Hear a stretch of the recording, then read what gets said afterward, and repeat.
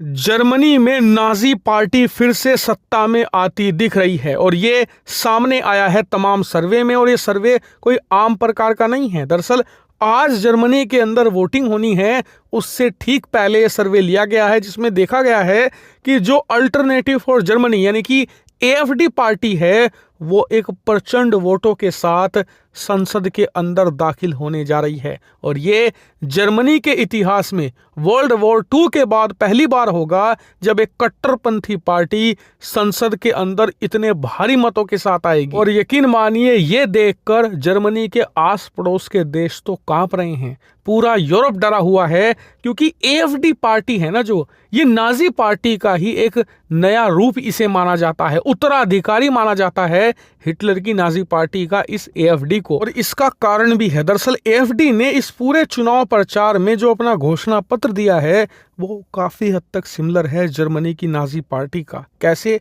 दरअसल एएफडी ने कहा कि अगर हम जीत कर आते हैं तो जर्मनी, जो कि एक आर्थिक पावर हाउस है पूरे यूरोप का और दुनिया की तीसरी सबसे बड़ी अर्थव्यवस्था है, लेकिन उसके बावजूद हमारी सैन्य पावर उतनी ज्यादा नहीं है, हम सत्ता में आए तो जर्मनी की सैन्य शक्ति को सुपर पावर लेवल पर लेकर जाएंगे।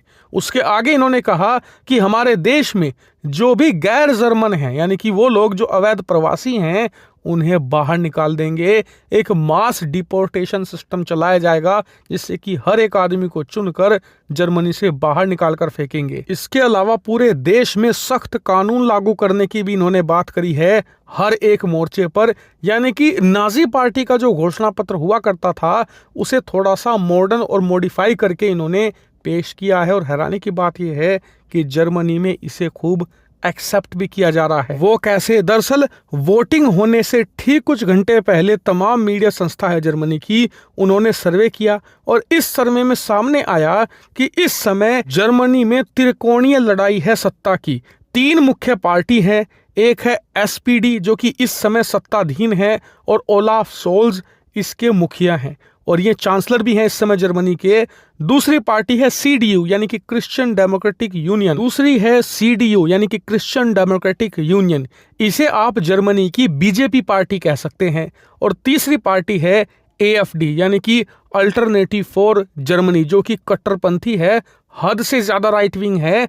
और इतना ही नहीं, इसे नई नाजी पार्टी भी कहा जाता है। इन तीनों पार्टियों के बीच में मुख्य मुकाबला है। हालांकि एक चौथी पार्टी है ग्रीन पार्टी, लेकिन वो एसपीडी यानी कि सोशल डेमोक्रेटिक पार्टी के साथ मिलकर ही चुनाव लड़ती है, जो इस समय सत्ता में है।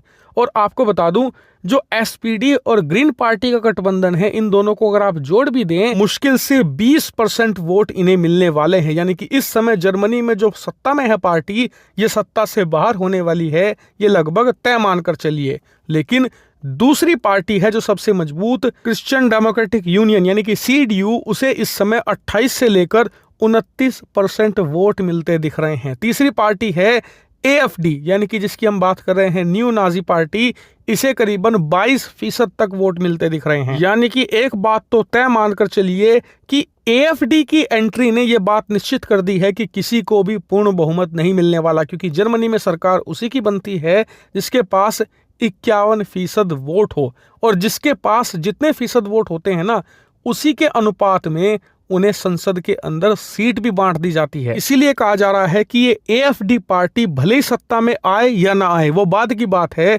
एक बात सुनिश्चित हो गई है कि 20% से ज्यादा संसद की सीट पर इनके सांसद बैठने वाले हैं। यानी कि जर्मनी की पॉलिटिक्स में एएफडी की बहुत ही धमाकेदार एंट्री हुई है। ताकि जर्मनी के अंदर सरकार किसकी बनेगी, ये तो कल सुबह तक आप सभी लोगों को साफ हो जाएगा, क्योंकि 10 घंटे तक वोटिंग होती है जर्मनी में, वो शुरू हो चुकी है। उसके तुरंत बाद गिनती भी शुरू हो जाएगी। और जर्मनी की जनसंख्या ठीक ठाक है, 8 करोड़ की पॉपुलेशन है, बहुत लंबा वक्त लगता है गिनती करने में।